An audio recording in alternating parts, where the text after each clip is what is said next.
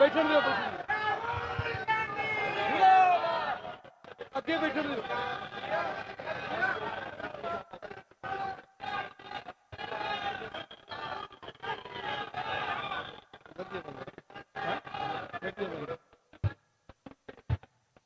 आशीष आशीष पीछे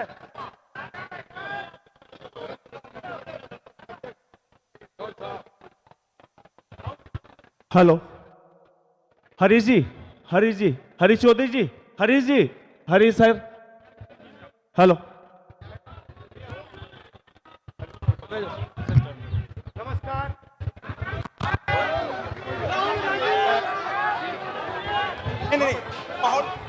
हेलो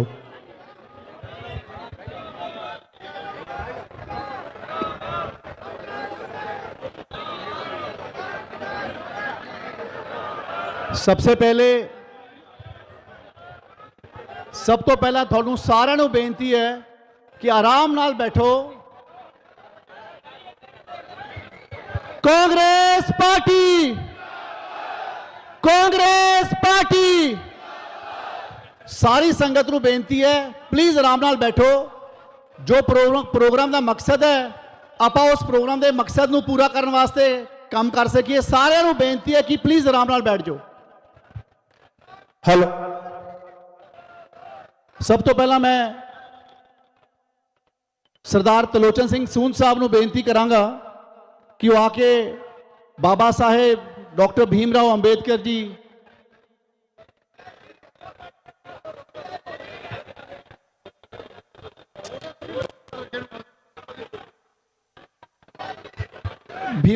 जी की फोटो आके बॉस ਨੂੰ प्रेजेंट करें।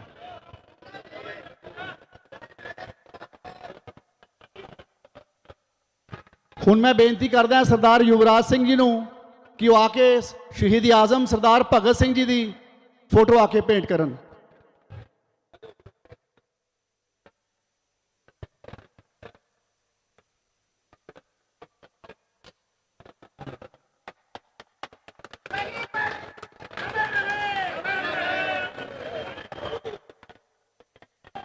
कॉन्स्टिट्यूशन वास्ते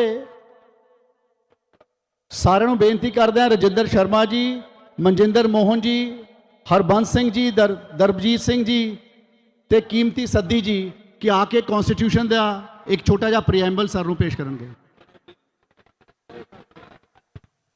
एक मिनट यार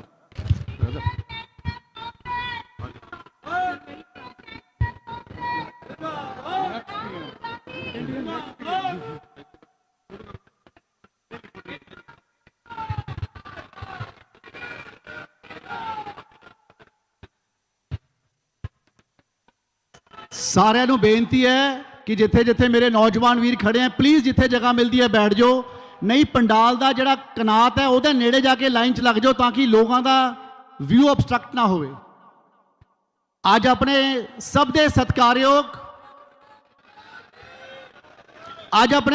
सत्कारयोग नौजवान लीडर इस देश की गरीबां की आवाज़ जिस इंसान ने पूरे हिंदुस्तान दे 4000 किलोमीटर की यात्रा करके इस देश के लोगों की तकलीफ नूं समझण वास्ते इस देश दे विच आने वाले समय किस तरह की सरकार होवे और संगत किस किस गल तो पिछले 10 साल की बीजेपी की सरकार तो जूझ रही सी उस मुद्दों नूं गरीबां नाल किसानां नाल मजदूरां नाल भैणां नाल भरावां नाल देश के कोने तो लैके दूजे कोने तक जिस नौजवान ने मेहनत की लोगों दी भावनावां नूं समझ के अज कांग्रेस पार्टी का चोण मनोरथ पत्र बना के देश के सामने रखा। मैं सब तो पहला थोड़े सारे वालों राहुल गांधी जी नूं इस पवित्र धरती ते पहुंचण ते जी आया आखदा।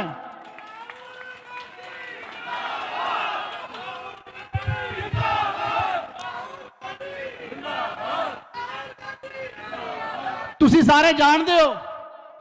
सारे जानते हो कि चोण चल रही है। बहुत सारे लोगों ने चोण 2-3 महीने लंबी चलाई कि शायद 3 महीने लंबी चोण चलाने नाल फायदा हो जाए। ਅੱਜ ਮੈਂ ਤੁਹਾਨੂੰ ਕਹਿਣਾ ਚਾਹੁੰਦਾ, ਦੇਸ਼ ਦੇ ਵਿੱਚ ਰਾਹੁਲ ਗਾਂਧੀ ਜੀ ਨੇ ਤੇ ਸਮੁੱਚੀ ਕਾਂਗਰਸ ਪਾਰਟੀ ਨੇ ਬਹੁਤ बड़े प्रोग्राम चले, चोन की कैंपेन चली, रोड शो चले, हर तरह की प्रचार चलिया, अड मुद्दे लोगों के नाल डिस्कस होए। साथियों ने अज सब तो वड्डी गल यह है कि अज असी सारे इकट्ठे होए हैं। अज भावें सारा चोन प्रचार हिंदुस्तान दे विच खत्म होने ते आया है, अखीरला पैड़ है। तुसी सोचोगे कि अज राहुल गांधी ने आके साथ ला ली। और मेरे भरावो, अज आप अपने सारे लोगों ने मिलके इस देश के संविधान को बचाना है, जिस दे ऊपर सारा चोन प्रचार देश का खड़ा है, जिस दे पीछे आने वाला भविख खड़ा है। और थानू सारिआं पता है, जदों देश आजाद होया सी, आज राहुल जी ये पवित्र धरती है, शहीद आजम सरदार भगत सिंह की धरती, जिन्होंने इस देश की आजादी वास्ते बहुत सारे लोगों नाल मिलकर अपनी कुर्बानियां दित्तियां, शहादत दित्तियां, तां जाके देश आजाद होया सी। और ये देश जदों आजाद होया और आजादी तो बाद एक संविधान बनया, जिस संविधान के तहत डॉक्टर भीमराव अंबेडकर जी ने इस देश को संविधान दिता। और पिछले 74 सालों तो आप लोग उस संविधान का आनंद मान रहे हैं।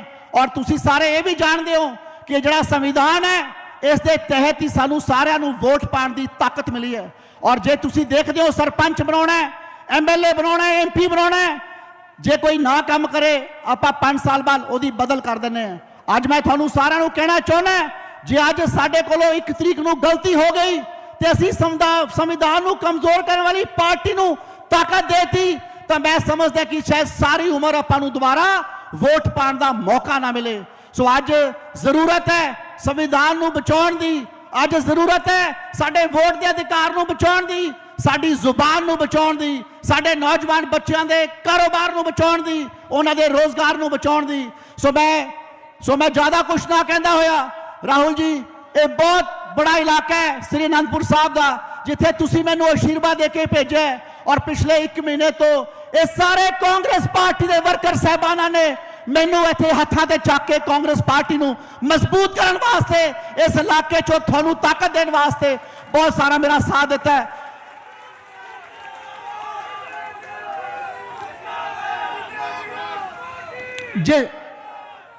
जिस तरीके से जैसे आपने मुझे 2009 में संगरूर में छोड़ा था और फिर मेरी आपने बाजू पकड़ी और मैंने लगातार 12 साल संगरूर में काम किया, ईमानदारी से किया, अच्छे तरीके से किया, उस क्षेत्र के लोगों को हर वो सुविधा दिलाने की कोशिश की जो आपके माध्यम से मुझे आशीर्वाद मिलता रहा। और वहां पे अस्पताल बने, आपने उद्घाटन भी किया, वहां पे बच्चों के खेलने के बड़े स्टेडियम बने, सड़कें बनी, स्कूल बने, हर चीज बनी। और आज पार्टी ने और आपके आशीर्वाद ने, खड़गे साहब के सहयोग ने मुझे आज यहां पर भेजा है। मैं यही बात कहना चाहता हूं, मुझे पता है आपका आशीर्वाद मेरे सिर पे बना रहेगा। इस देश की सरकार दे विच तुसी मुरे होकर पैरवाई करोगे, आने वाले समय श्री अनंदपुर साहब हल्के नू इस पंजाब का, देश का 1 नंबर का इलाका बना के थोड़ी रखांगे। सो मैं ज्यादा कुछ ना लेंदा होया, ज्यादा समा ना लेंदा होया, मैं थोड़े विच ते राहुल गांधी जी दे विच ज्यादा समा नहीं लेना, क्योंकि मैनू पता है तुसी अज इन्हां नू सुनना चाहते हो, मैनू तुसी 1 महीने तो सुन रहे हो। और मैं उम्मीद करदा कि आप सारे मिल के संविधान नू बचाने की जोश नाल आपां काम शुरू किया है, उन्होंने आने वाले समय पूरा करके इस देश दे विच राहुल गांधी जी नू पार्लीमेंट दे विच लीडर बना के भेजांगे। इन्नियां बेनतियां करदा होया तुहाडा सारिआं दा बहुत बहुत धन्नवाद। वाहिगुरू जी का खालसा, वाहिगुरू जी की फतेह।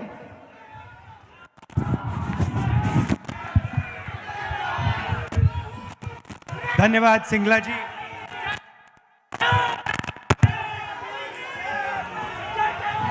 भगत सिंह जी की पवित्र भूमि पर आज यहां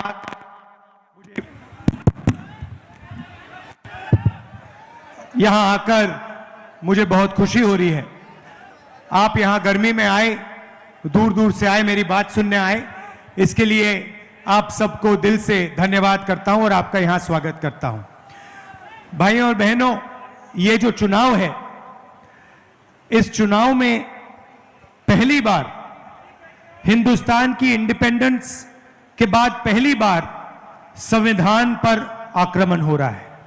नरेंद्र मोदी जी, अमित शाह जी और बीजेपी के नेताओं ने साफ कह दिया है कि अगर वो चुनाव जीतेंगे तो वो अंबेडकर जी के संविधान को, गांधी जी के संविधान को रद्द कर देंगे, फाड़ के फेंक देंगे। अब सबसे पहले ये जो संविधान है, ये सिर्फ एक किताब नहीं है। और लोग कहते हैं कि ये संविधान आजादी के टाइम बना था, मगर वो सही नहीं है, क्योंकि इस संविधान में जो सोच है वो आजादी से बहुत पुरानी सोच है। वो गुरु नानक जी की सोच है। उसमें हिंदुस्तान के अलग अलग महापुरुषों की सोच है। फूले जी की सोच है, गांधी जी की सोच है, बुद्धा की सोच है, नारायण गुरु, बसवना, अलग अलग महापुरुषों की सोच इसके अंदर है। और जब बीजेपी के लोग, आरएसएस के लोग इस पर आक्रमण करते हैं तो वो हिंदुस्तान के इतिहास पे, हिंदुस्तान की हिस्ट्री पे, हिंदुस्तान का जो दिल है उस पर आक्रमण कर रहे हैं। तो इस चुनाव में सबसे जरूरी बात अंबेडकर जी का, गांधी जी का जो संविधान है उसकी रक्षा करने का मिशन है। और हम सब मिलकर, कांग्रेस पार्टी के कार्यकर्ता, कांग्रेस पार्टी के सारे नेता, हम सब मिलकर जनता के साथ यह काम पूरा करेंगे। शहीद भगत सिंह जी की बात करते हैं और उनके बारे में कहा जाता है कि वो हिंदुस्तान के लिए शहीद हुए। यह बिल्कुल सच है, मगर यह नहीं कहा जाता कि वो एक बहुत गहरे पॉलिटिकल थिंकर थे। और अगर आप उनकी सोच को देखें तो उनकी भी सोच संविधान में रिप्रेजेंटेड है। तो इसीलिए मैं यहां आया हूं आपसे कहने कि जो भी हिंदुस्तान के लोगों को मिला है, दलितों को मिला है, आदिवासियों को, पिछड़े वर्ग को, किसानों को, जो भी मिला है, जमीन का हक हो, रिजर्वेशन हो, पब्लिक सेक्टर हो, जो भी मिला है इस किताब के माध्यम से मिला है। और आज बीजेपी के लोग खुलकर इस पर आक्रमण कर रहे हैं। आपके सवाल हो, 2-3 सवाल हो जो आप मुझसे पूछना चाहें, पूछिए प्लीज, मैं आपके जवाब देता हूं। 1 सेकंड माइक दे देंगे आपको। कौन कौन सवाल पूछेगा? यहां से पूछेंगे। बोलिए बोलिए।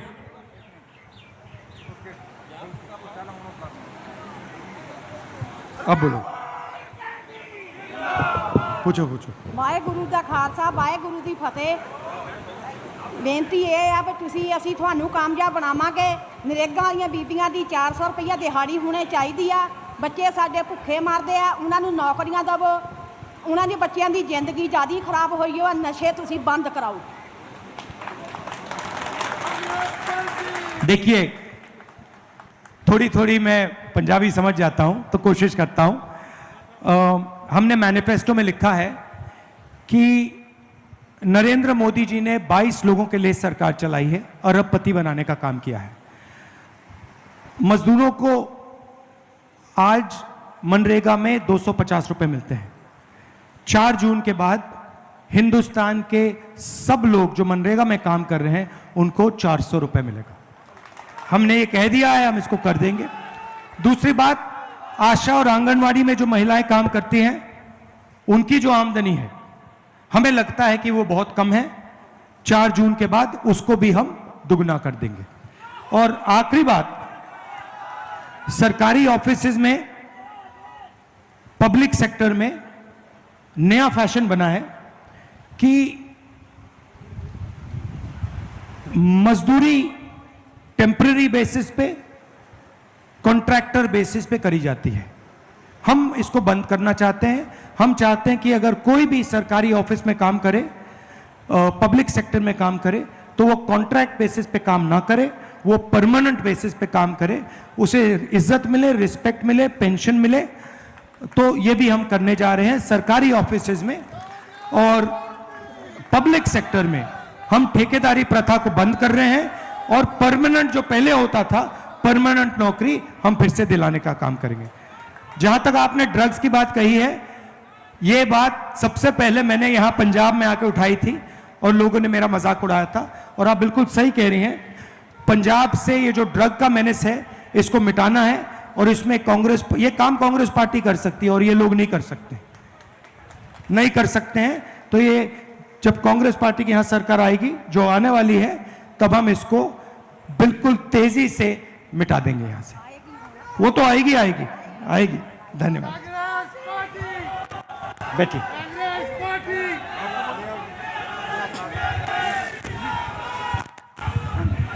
मैं ज्ञानचंद एक आम आदमी हाँ। मैं ਲੱਕੜ ਦਾ ਕੰਮ ਕਰਦਾ ਸੀ। ਅੱਜ ਤੋਂ 10 ਸਾਲ ਪਹਿਲਾਂ ਬਹੁਤ ਵਧੀਆ ਕੰਮ ਚੱਲਦਾ ਸੀ। ਅੱਜ ਹਾਲਾਤ ਇਹ ਹੋ ਗਏ ਕਿ ਸਾਰੇ ਅਸੀਂ ਘਰ ਦੇ ਰੋਟੀਆਂ ਆਵਾਜ਼ਾਰ ਹੋ ਗਏ। ਮੇਰੇ ਖਿਆਲ ਆ ਕਿ ਮੇਰੇ ਵਰਗੇ ਤੁਹਾਡੇ ਵੀ ਬਹੁਤ ਸਾਰੇ ਬੱਚੇ ਆ ਜਿਹੜੇ ਘਰਾਂ 'ਚ ਡਿਗਰੀਆਂ ਕਰਕੇ ਬੈਠੇ ਆ, ਕੋਈ MBA, ਕੋਈ BCA, ਕੋਈ ਕੁਝ ਕਰਕੇ ਬੈਠਾ, ਕਿਸੇ ਨੂੰ ਕੋਈ ਕੰਮ ਨਹੀਂ, ਕੋਈ ਐਸਾ ਇਲਾਕੇ 'ਚ ਫੈਕਟਰੀ ਨਹੀਂ। ਬਹੁਤ ਲੋਕ ਦੁਖੀ ਆ। ਮਹਿੰਗਾਈ ਇੰਨੀ ਹੋ ਗਈ, ਜਿਹੜਾ ਸਿਲੰਡਰ 350 ਦਾ ਸੀ ਅੱਜ 1200 ਦਾ ਹੋ ਗਿਆ।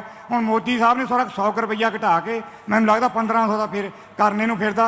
ਤੁਸੀਂ ਬਿਲਕੁਲ ਮੋਦੀ ਨੂੰ ਵੋਟ ਨਹੀਂ ਪਾਣੀ। ਵੋਟ ਸਾਡੇ ਆ ਪ੍ਰਧਾਨ ਮੰਤਰੀ ਦੇ ਜਿਹੜੇ ਹੱਕਦਾਰ ਆ, ਇਹਨਾਂ ਨੂੰ ਵੋਟ ਦਿਓ ਤਾਂ ਕਿ ਇਹਨਾਂ ਨੂੰ ਵੋਟ ਪ੍ਰਧਾਨ ਮੰਤਰੀ ਬਣਾਈਏ, ਤਾਂ ਕਿ ਅਸੀਂ ਆਪਣੇ ਹੱਕ ਲਈਏ। ये आपने जो बोला,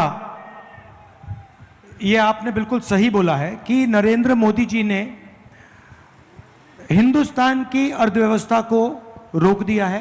और जो छोटे बिजनेस वाले हैं, स्मॉल मीडियम बिजनेस वाले हैं, हाथ से जो काम करते हैं, उनको सबको खत्म कर दिया है। 2-3 तरीके से किया है। सबसे पहले उन्होंने पूरा का पूरा सपोर्ट अदानी जैसे लोगों को दिया है।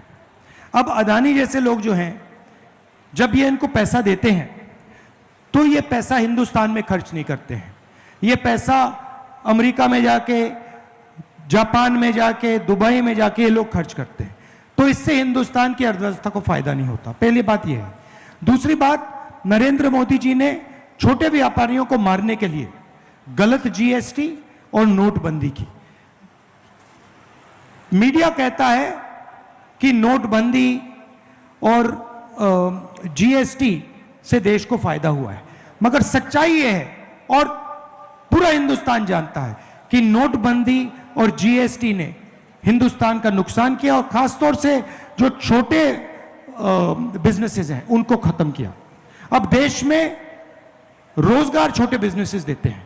अंबानी जी देश को रोजगार नहीं देते, अदानी जी रोजगार नहीं देते। तो मैं आपको अपनी सोच के बारे में बताना चाहता हूं। हमारा प्लान क्या है?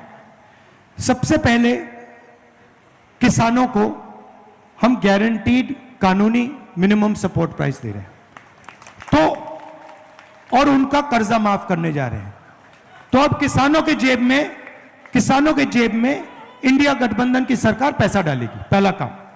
दूसरा काम जो मैंने अभी आपको कहा, मजदूरों को 250 रुपए नहीं 400, आंगनवाड़ी और आशा महिलाओं को दुगना, उनके बैंक अकाउंट में पैसा डाल रहे हैं।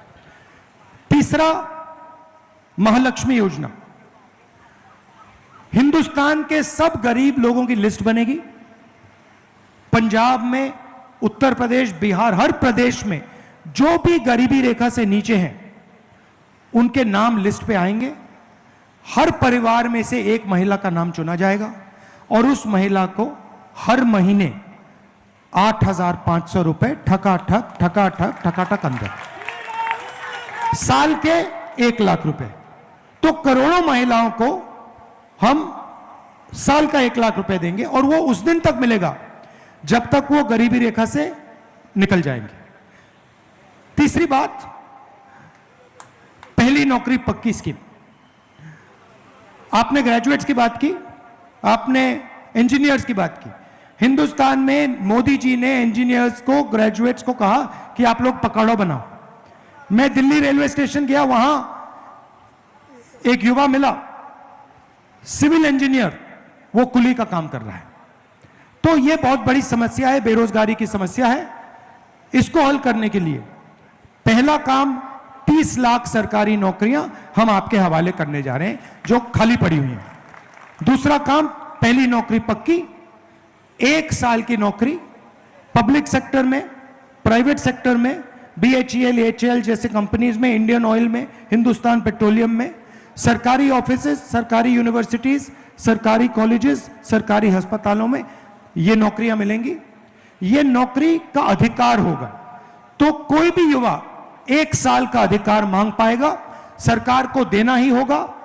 महीने का 8,500 रुपए, साल का 1 लाख रुपए, खटाखट खटाखट खटाखट अंदर।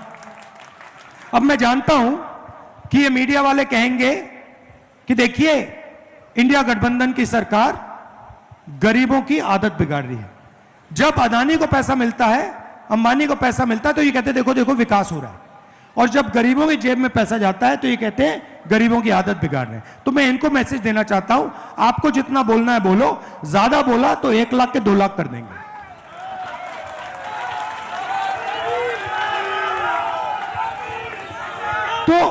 तो हमारा आइडिया क्या है, जो नरेंद्र मोदी जी ने आपके जेब से निकाला, गलत GST लगाकर, नोटबंदी, अदानी की मदद करके, किसान का जो बिल लाए, जो आपने उनके जेब से निकाला पिछले 10 साल, वो हम आपके जेब में डालना चाहते हैं। अब ये मत सोचिए कि हम सिर्फ आपके जेब में पैसा डालना चाहते हैं। हमारा एक और लक्ष्य, छुपा हुआ लक्ष्य, हम क्या करना चाहते हैं, जैसे उन्होंने अदानी जी को पैसा दिया, अदानी जी ने इसको विदेश में खर्च किया, हम आपके जेब में पैसा डालना चाहते हैं, क्योंकि हम जानते हैं कि आप इस पैसे को यहीं खर्च करोगे, गांव में खर्च करोगे, शहरों में खर्च करोगे, हिंदुस्तान में खर्च करोगे। जैसे ही आप ये पैसा खर्च करना शुरू करोगे, कैसे खर्च करोगे, कोई शर्ट खरीदेगा, पैंट, जूते, camera, mobile phone, motorcycle, scooter, ये चीजें खरीदोगे। जैसे ही आप ये चीजें खरीदना शुरू करोगे, इन सारे के सारे प्रोडक्ट्स का डिमांड बढ़ेगा। जैसे डिमांड बढ़ेगा, फैक्ट्रियां इन चीजों को बनाना शुरू कर देंगी, और उन्हीं फैक्ट्रियों में जिन लोगों की आप बात कर रहे हो, जो अनएम्प्लॉयड ग्रेजुएट्स हैं, उनको रोजगार मिलना शुरू हो जाएगा। तो हमारी सोच है कि हम हिंदुस्तान की इकोनॉमी को जंप स्टार्ट करें। जैसे गाड़ी में, मोटरसाइकिल में पेट्रोल डाला जाता है, उसके बाद चाबी घुमाई जाती है। अब नरेंद्र मोदी क्या कर रहे हैं, पेट्रोल निकाल दिया गाड़ी से, आपके जेब में से पेट्रोल निकाल दिया, सबके जेब में से पेट्रोल निकाल दिया, और वहां बैठे चाबी घुमा रहे हैं, कुछ हो ही नहीं रहा है, गाड़ी स्टार्ट ही नहीं हो रही।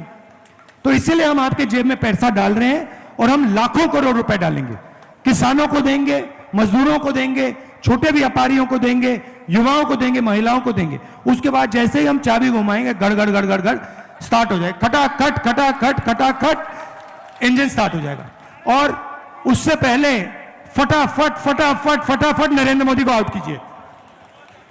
तो ये हमारी सोच है, ये हमारी सोच है, और इससे पूरे देश के लोगों को फायदा होगा, अर्थव्यवस्था फिर से चालू होगी, और रोजगार युवाओं को मिलना शुरू हो जाएगा। मगर यह सब नहीं हो सकता अगर इसको मिटा दिया गया, अगर यह हमारे हाथ में नहीं है, ठीक है, तो आजादी से पहले जो होता था वो होगा। दलितों को कोई रिस्पेक्ट नहीं मिलेगी, जगह नहीं मिलेगी, पिछड़ों को कोई रिस्पेक्ट नहीं मिलेगी, कोई अधिकार नहीं होगा, गरीब लोगों को कुचला जाएगा, किसानों को परे कर देंगे, मजदूरों को बंदा बिल्कुल बांध देंगे। तो ये इसको बचाना सबसे जरूरी है, और इसको अंबेडकर जी ने दिया, पूरी जिंदगी दी उन्होंने, गांधी जी ने पूरी जिंदगी दी। हमारी जो आजादी की लड़ाई थी, उसको आप आजादी की लड़ाई कह सकते हो, मगर सचमुच में वो संविधान की लड़ाई थी, इसके लिए वो लड़ाई लड़ी गई थी। तो ये मैसेज देना चाहता हूं आपको कि ये सपना देख रहे हैं बीजेपी वाले, नरेंद्र मोदी जी, कि हम संविधान को रख जाइए। एक सेकंड भैया, एक सेकंड बोल रहा हूं मैं। तो ये सपना देख रहे हैं कि हम एक बार फिर जैसे आजादी के पहले चलता था वैसे चलाएंगे, पूरी की पूरी सरकार अदानी जी के लिए चलाएंगे, एयरपोर्ट उनको दे दिए, पोर्ट्स दे दिए, इंफ्रास्ट्रक्चर दे दिया, डिफेंस इंडस्ट्री दे दी। आपको मालूम है अग्निवीर क्यों लागू किया? आप जानते हो अग्निवीर क्यों आया? जानते हो? मैं आपको बताता हूं। डिफेंस बजट में या आप हथियार खरीद सकते हो या फिर आप जवानों की देखभाल कर सकते हो। नरेंद्र मोदी जी ने अदानी जी को डिफेंस इंडस्ट्री के सारे कॉन्ट्रैक्ट्स पकड़ा दिए। आप इंटरनेट पे जाइए, पहले हिंदुस्तान की जो राइफल थी वो इंडियन ऑर्डिनेंस फैक्ट्री बनाती थी, कारतूस जो थे इंडियन ऑर्डिनेंस फैक्ट्री बनाती थी, हवाई जहाज HAL बनाता था। आज अगर आप जाएंगे अदानी डिफेंस को देखिए, इंटरनेट पे जाइए, अदानी डिफेंस टाइप कीजिए, अदानी डिफेंस हिंदुस्तान की राइफल बनाएगा, सारे कारतूस बनाएगा, सारे शेल्स बनाएगा, सारी फील्ड गन्स बनाएगा, ड्रोन बनाएगा, हवाई जहाज बनाएगा, सारा का सारा अदानी डिफेंस बनाएगा। पूरी की पूरी डिफेंस इंडस्ट्री अदानी जी को पकड़ा दी है, इन लोगों को पकड़ा दी है, पब्लिक सेक्टर को परे कर दिया है। और फिर कहते हैं कि हम 2 तरीके के जवान बनाना चाहते हैं। मतलब पहली बार हिंदुस्तान की हिस्ट्री में ये 3 कानून लाए किसान वाले, इन्होंने, इनकी कोशिश थी किसानों को मजदूर बना दो। अब इन्होंने नई चीज की है, अग्निवीर योजना में जवानों को मजदूर बना दिया है। सही बात है ना, कि आप आओ, आप यहां 3 साल काम करो, उसके बाद जूता मार के आपको बाहर भगा देंगे। 2 तरीके के जवान होंगे, एक अमीर घर का बेटा होगा, एक अमीर घर का बेटा होगा, उसे पेंशन मिलेगी, उसे कैंटीन मिलेगी, अगर वो शहीद होता है तो उसको शहीद का दर्जा मिलेगा, कॉम्पनसेशन मिलेगी, परिवार की पूरी रक्षा होगी और उसको फुल ट्रेनिंग मिलेगी। और गरीब घर के बेटे को कहते हैं कि भैया आपको 6 महीने की ट्रेनिंग देंगे, चाइना के सामने खड़ा कर देंगे, चाइना के जो सैनिक है उनको 5 साल की ट्रेनिंग होगी, आप उनसे लड़ोगे, आपकी 6 महीने की ट्रेनिंग, उनकी 5 साल की ट्रेनिंग, नतीजा सबको मालूम है।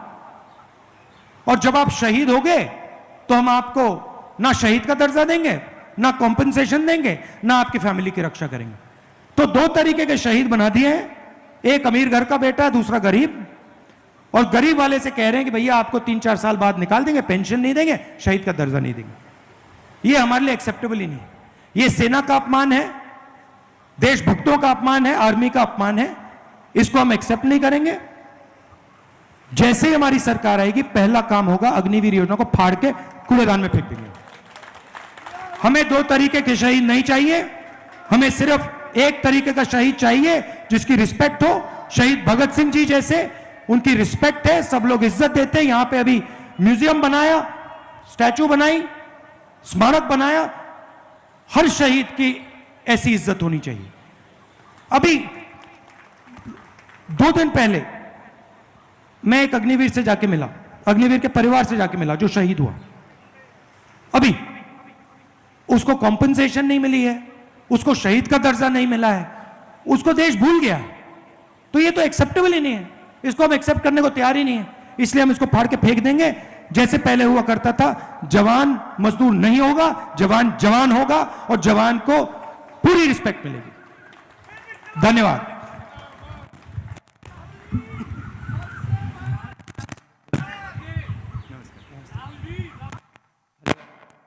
अब बोलता हूं।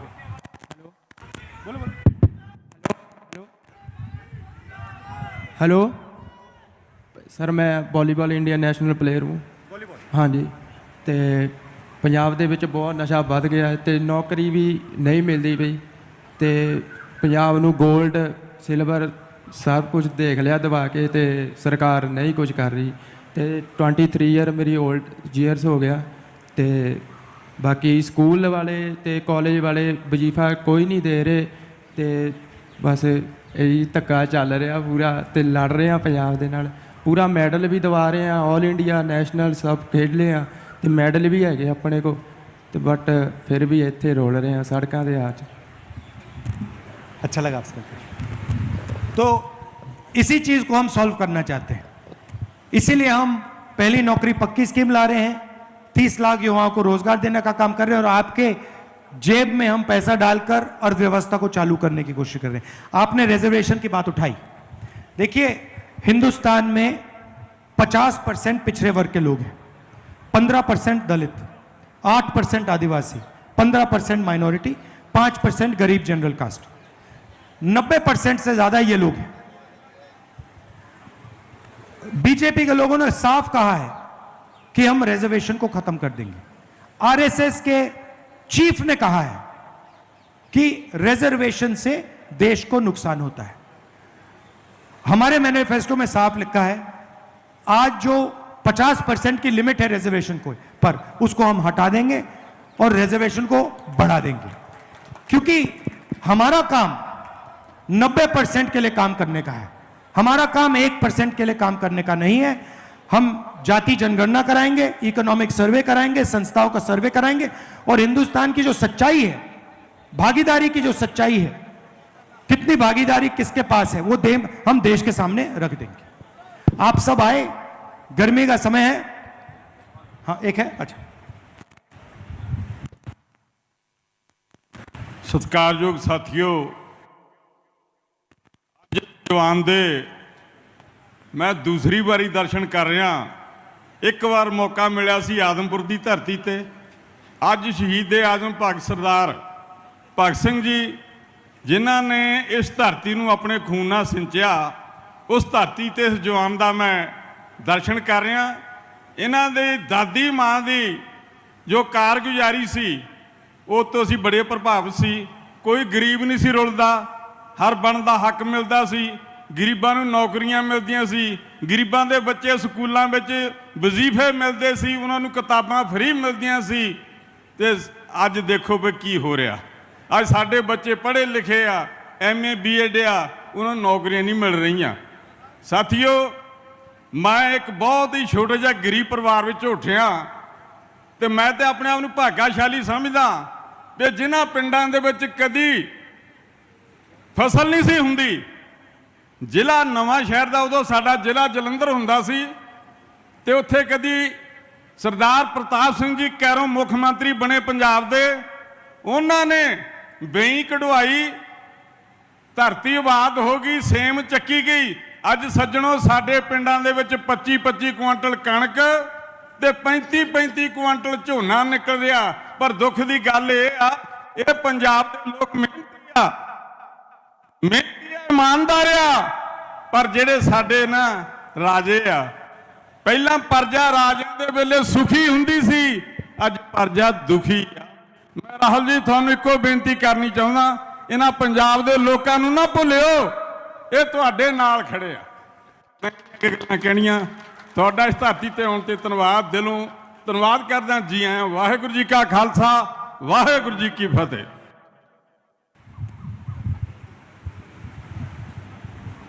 हेलो।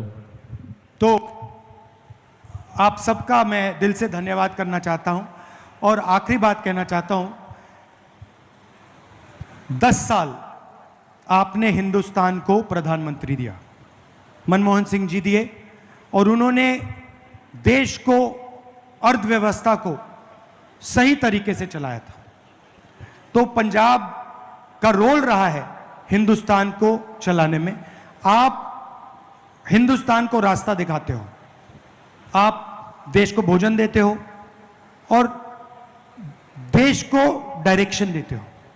तो आपकी जिम्मेदारी है कि ये जो आक्रमण बीजेपी के लोग, आरएसएस के लोग आप पर कर रहे हैं, संविधान पर, पंजाब पर, इसको आप रोकिए और भारी बहुमत से यहां पर कांग्रेस पार्टी के कैंडिडेट सिंगला जी को आप जिताइए।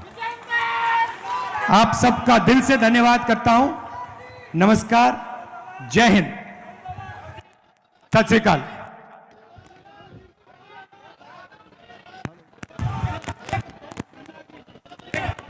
हेलो, एक मिनट। सिरोपा भेंट करने लिए अजय मंगूपुर जी, कुलवंत सिंह जी ते रणधीर सिंह जी, ते फॉर किरपान वास्ते Rana KP Singh ji, chairman campaign committee. आओ आंटी।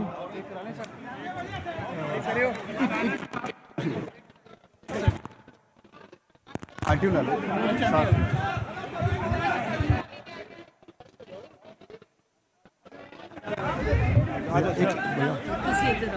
आऊँगा सरोपा देना भैया। Given us the best candidate. Now you have to make him thank you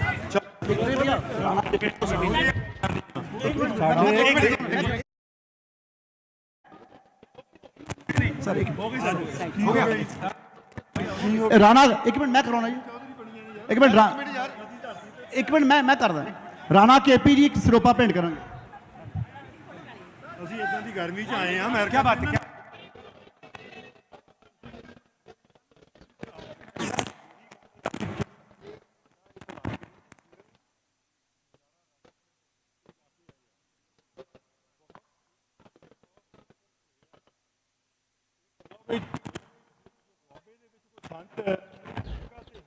Harmandir ਸਾਹਿਬ ਇੰਨੀ ਦੁਨੀਆ ਉੱਥੇ ਆਉਂਦੀ ਹੈ ਜਾ ਕੇ ਆਏ ਆ